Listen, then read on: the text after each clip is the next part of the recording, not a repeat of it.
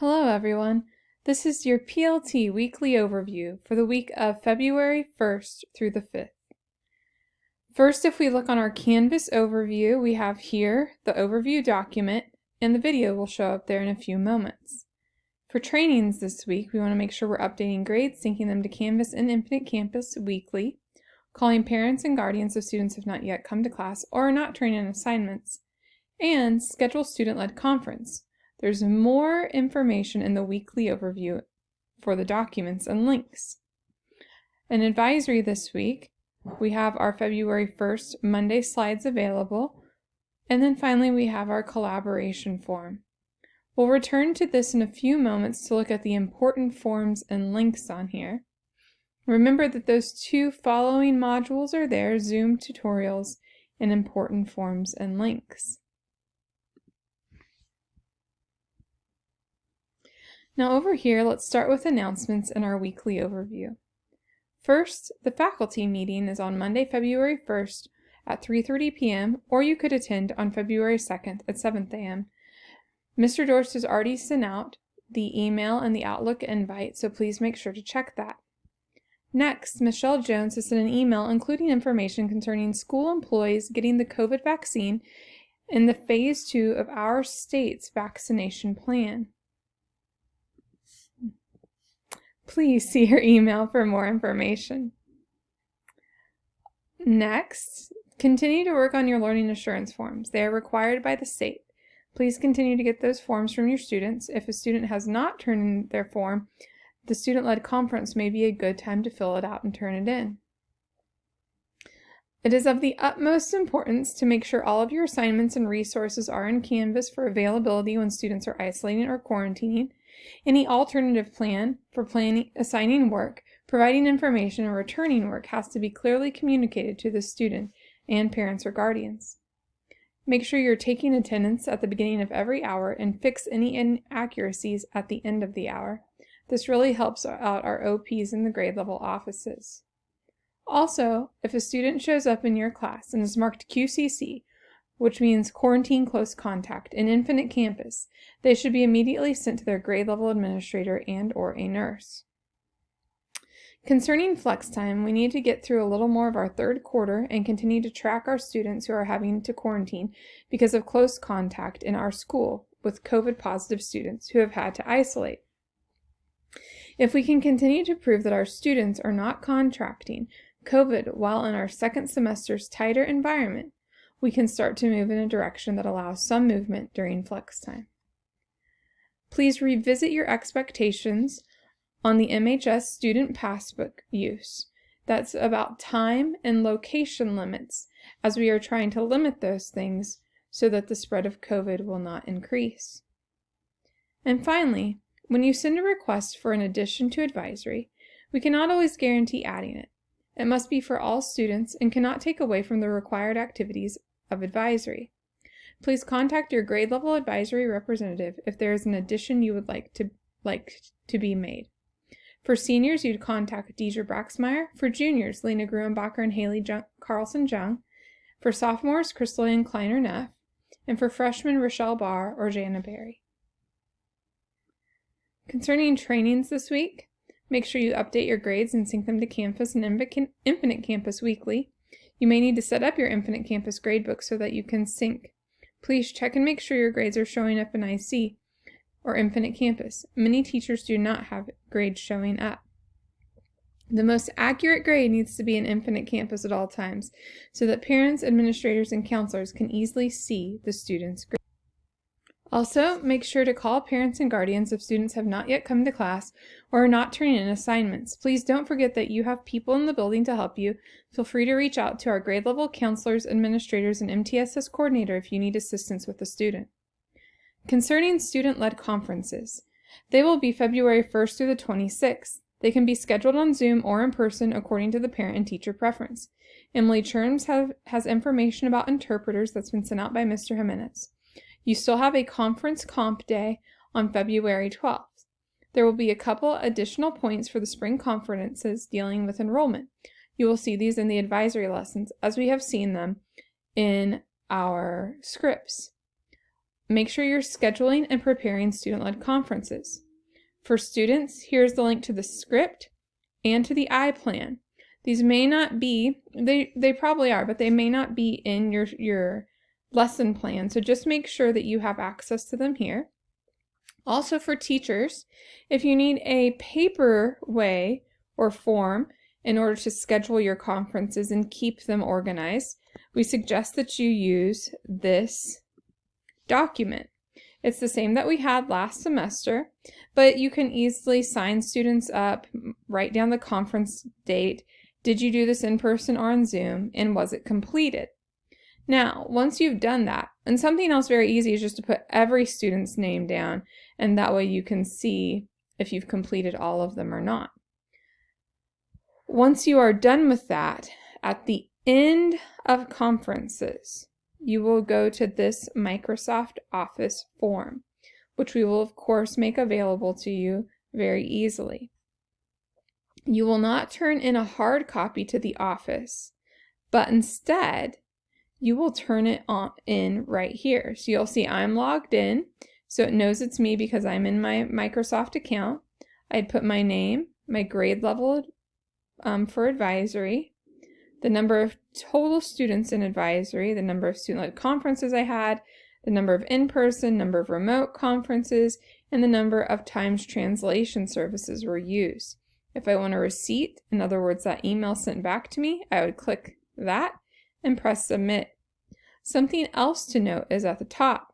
It says, please fill out this form with your data from student-led conferences. SPED and ESOL teachers with multiple grades will need to fill out one for each grade level by clicking the link each time. Other teachers should only fill it out one time. So special ed and ESOL teachers, please make sure you are also keeping track of your grade levels on your piece of paper. If you have any questions or need any help, please let us know. For advisory this week, we have grade checks, study tips, and student-led conference scheduling on Monday. On Thursday, we'll be working more on student-led conferences and enrollment and our complaint policy and reporting. This lesson will be updated as soon as possible. For collaboration this week, please fill out the PLT form. The checklist form is also linked here as well as in the module. Here are our questions and answers for this week. Do students need to submit grade checks if they are showing them to me in class? Seems like we're doing things twice. The answer from administration is students will continue to submit grade checks on Canvas. This is for continuity and accountability in case we switch to any other form of class, and that way there is also a place where it's all documented. Number 2. So I guess what is the contingency plan for inclement weather day? Will the expectation that on-site teachers teach remotely that day? There's been questions about inclement weather days.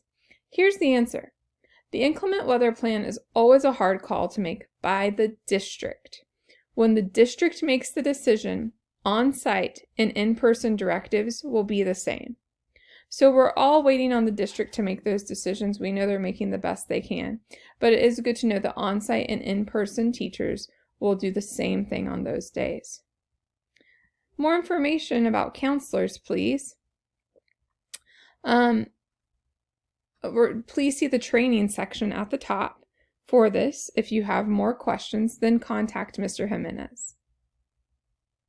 We did have a question about ACTs that I must have accidentally erased, but the answer is, the question was, there it is, can juniors take the ACT for free on a different date at KSU? And the answer is no. For them to take it for free, they have to take the ACT at school on the date identified by KSDE. Thank you for asking that question. And number 5. Will a similar Word document be available for student-led conference planning and getting them scheduled? It was helpful last semester to list dates and time for students to identify Zoom or in person. Just so you know, and then it says, then we can submit our data to the Microsoft form that will be available. That's exactly what we have up in the training section. We really appreciate you having that suggestion. Here are some comments from this week.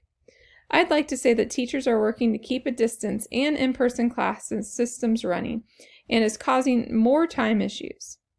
Well, we thank everybody for working so hard with this difficult situation. Another comment. I'm still working on contacting parents of students not turning in work. I had a total of 17 and it takes time. Most of the 17 have also missed class frequently, not due to COVID. Well, keep working hard and calling those parents. Kristen Hopkins said, thanks for all you do. And that goes to everyone. Thanks for all you do. Jennifer Dixon said, thank you for the instructional videos. Well, we hope they help. Thanks for the compliment.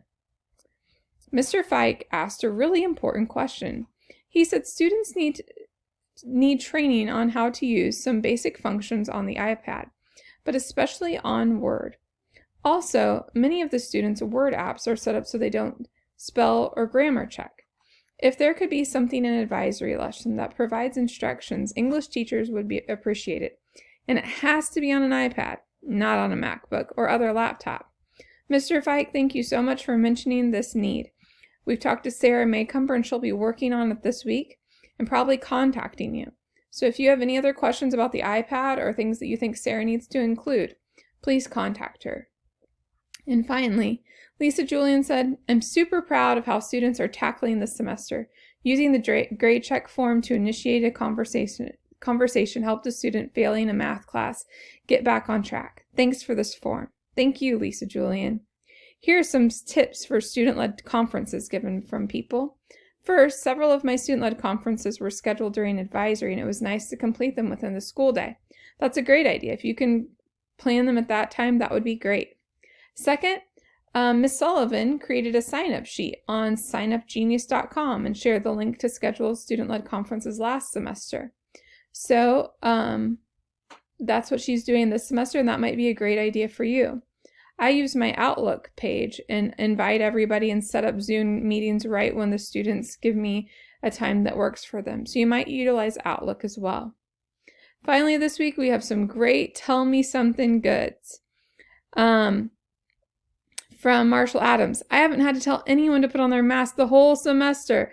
Our students are doing a great job. All the things they need to be doing and taking care of business. Tracy Riddy said, I completed my accommodation sheets and returned it to Mrs. Walters. Well done. Miss Eichmann loves Barb's enthusiasm each day. Mr. Robinson said, students in school 5 days a week and students are working hard in the DLL lab. Mr. Davis said, I'm really enjoying my 2 sections of U.S. government. Have some very bright kids and, of course, plenty of topical issues to discuss. Miss Gable said, I enjoy having my students back in class. Miss Hopkins said, I really think students are enjoying being back 5 days. They talk more, are more engaged, they seem happy, and it's just nice to see them again. I'm glad to be back 5 days, too. Mrs. Hughes said, I have joined a free for teachers and students Down Dog app and really love it.